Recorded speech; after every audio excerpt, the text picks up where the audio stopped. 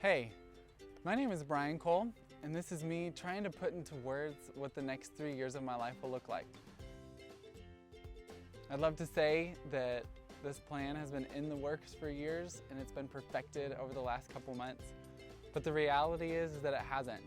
It has been a roller coaster these last few months trying to figure out the Lord's plan for my life. Some history would probably be helpful. I grew up in a wonderful family in Ecuador for most of my growing up years. Being a third-generation missionary kid meant a lot of transition.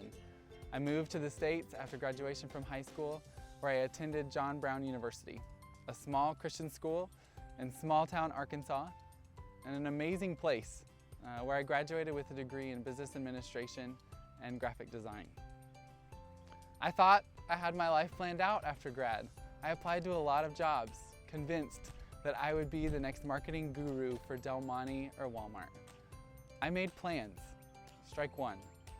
The Lord closed every door into business and opened up the opportunity for me to go back to Ecuador as the Dean of Students for a semester abroad program.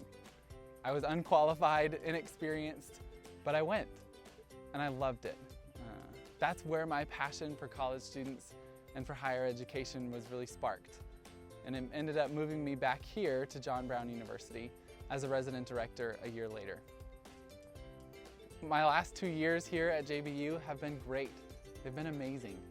I learned a lot, I wrote a lot, I read a lot.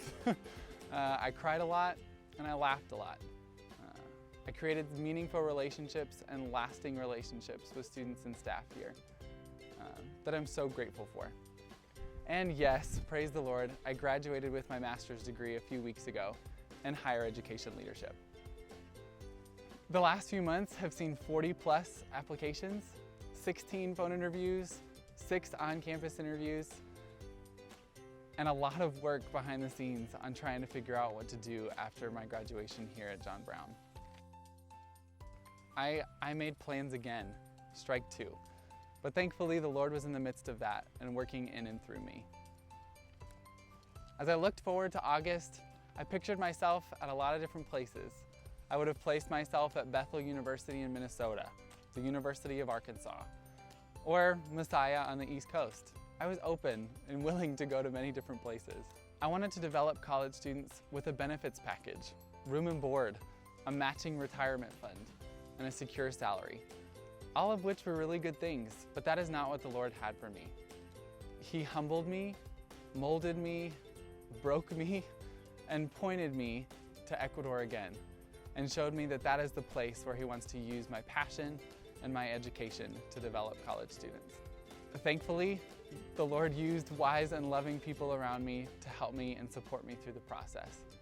And thankfully, we serve a God who loves me in the midst of my inconsistencies, my insecurities, and my fears.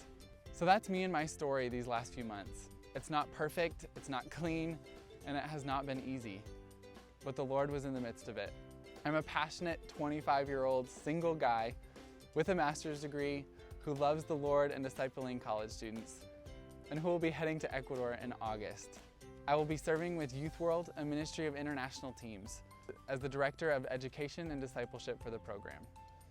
I'll be teaching a course or two, overseeing educational aspects of the program, managing the budget, the calendar, helping out in any way that I can, overseeing the administrative processes, and leading with others in the program throughout the semester as students struggle, transition, engage in their relationship with Christ in a new culture and a new context. Sweet job, right? I know I'm excited about it, and the Lord has uniquely qualified me for this position. And here's where you come in. The Lord calls us into community with other people, tells us that we need other people for support, that we need other people for encouragement, for wisdom, and for strength. Will you be that community for me? I need people to pray for me. I need people to support me financially. I need people to visit me, to write me, to encourage me when I'm down, to develop college students through me. I need people that have a passion for college students and that will minister to them through me.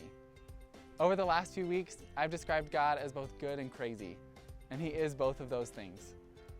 I never thought that I would be doing this, but I am. Now, as I look forward to August, I don't picture myself anywhere else but in Ecuador, developing college students in a cross-cultural context. I hope that you will join me in this good and crazy journey.